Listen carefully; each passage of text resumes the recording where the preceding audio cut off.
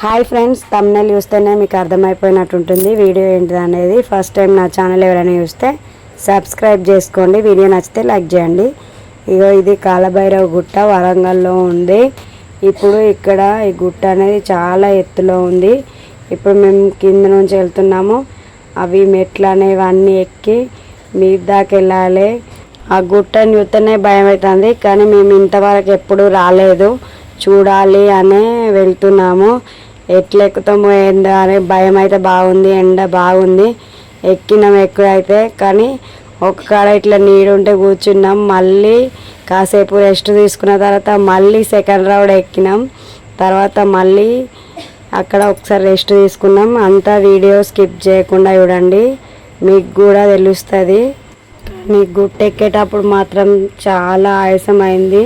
కొన్ని మెట్లు మాత్రం బాగా ఎత్తుగా ఉన్నాయి. అవి ఎట్లా అంటే అవి వేరే ఉన్నాయి, ఘోరంగా భయమైంది. అవి ఎక్కేటప్పుడు ఎక్కడ కొంచెం జారిన కింద పడతామని ఇక్కడ చెప్పులు ఇప్పి ఇక్కడ నుంచి మళ్ళీ మీదికి వెళ్ళాలి.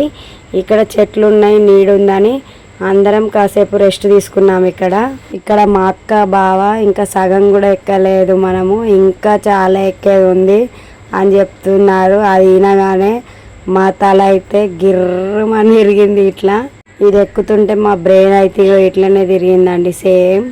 కానీ పైన మాత్రం చాలా బాగుంది, వ్యూ ఉంది. మళ్ళా కాలభైరవ ఉంది, అది బండకు చెక్కుంది. మనకు లోపల వీడియో అలో లేదు కదా, అందుకే అది వీడియో తీయలే. కానీ వీడియో చూడండి, పైన కూడా చూపిస్తాను. ఇంకా ఇట్లా మలకలు తిరుక్కుంటా గుట్టెక్కాలి. కొన్నిసార్లు కిందకి దిగుడు ఉంది, తర్వాత మళ్ళీ మెట్లు ఉన్నాయి. మళ్ళీ కొండ మీద శివాలయం ఉంది, హనుమాన్ టెంపుల్ కూడా ఉంది.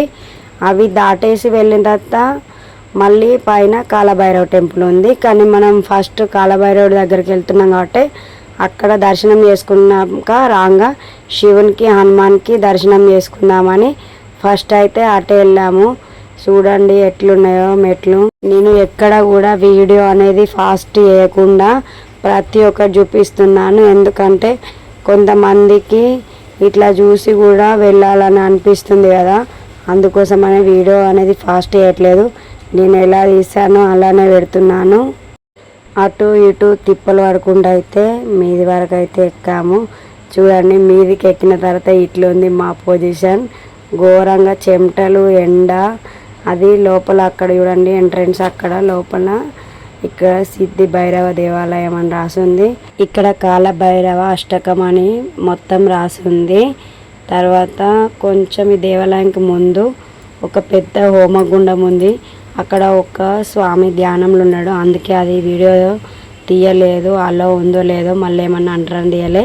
వీళ్ళు వెంటకలు ఇరవోసుకొని వచ్చారు, ముడేసుకోమని చెప్పారు. గుళ్ళకి వెళ్ళేటప్పుడు ఎప్పుడైనా జడ అల్లుకొని వెళ్ళండి. అక్కడ దర్శనం అయిపోయిన తర్వాత కిందికి దిగేటప్పుడు శివాలయం ఉందని చెప్పిన కదా, అక్కడికి వెళ్ళాము.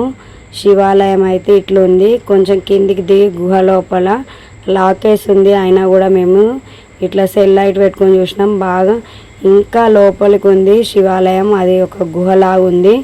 ఇక్కడ సిద్ధులు అనేవారు తపస్సు చేసేవారట. అక్కడ ఒకసారి టెంపుల్ అంతా ఒకసారి వీడియో క్లిప్ తీశాను. అందరు ఫోటోలు దిగుతున్నారు, వీడియోలు తీసుకుంటున్నారు మా వాళ్ళు. అవంతా తీసిన తర్వాత నందిని కూడా దాని నడుము మీద ఇట్లా నాలుక ఇట్లా ఫేస్ ఉంది, అది వీడియో తీశాను. ఇక్కడ మా పాప నందికి చెవిలో ఏమో చెప్తుంది, ఏం కోరిక కోరుకుందో.